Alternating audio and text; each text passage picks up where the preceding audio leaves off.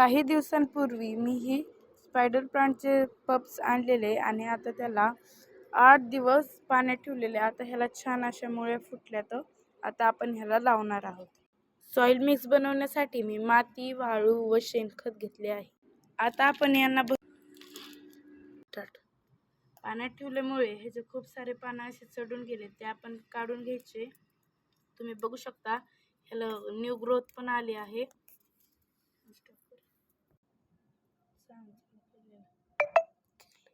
आता आपण यामध्ये हे पप्स लावून घेऊयात.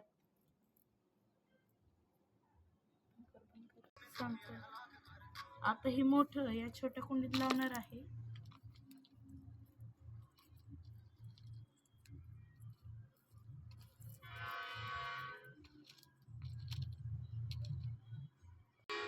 आता आपण ह्याला पाणी देऊ.